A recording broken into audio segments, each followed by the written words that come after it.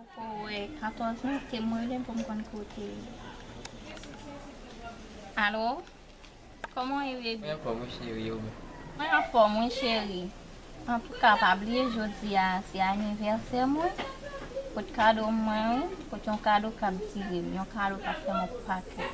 Ok chéri, an kado kap di wan pil tan? Mwen volem. Ou konem gen kon.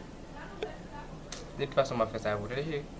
Ma pou kado kap di wan pil ane, batan ane selman. Sa de kokot. Ok chéri.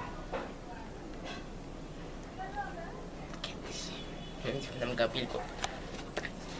Sam nan fè la le. An kado kap di la pil, sam nan chéri. Ok. Mr. Gato, se nek jot la, ma fè yon solusyon.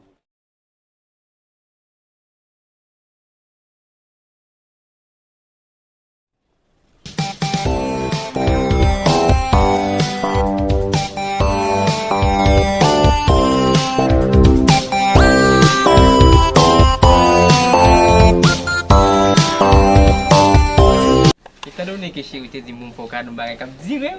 Mais ça m'a beaucoup. Joyeux anniversaire. Oh, merci chéri. Ai.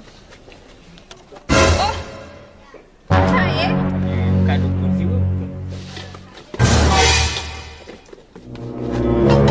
C'est baik. Wam bien goût. Ça. Am fè ça? Eh bien chéri, un cadeau comme zéro mandé. Mon cadeau comme zéro. Bah ça voilà, regardez. Il fait ta boire les millions. Il faut que j'en prenne. Oh mon tapo son fleur, on chaud de balle pour manger. Balle pour manger. Mais cadeau comme zéro mandé mon chéri. Son imbécile en pile oui. Comment imbécile là? Moi don cadeau cap dire mal son chaudier pour prendre votre mon chaudier oui. Balle manger. OK, on va mal fan. Ça est mou quitter chéri. Mou quitter lui. Mou quitter.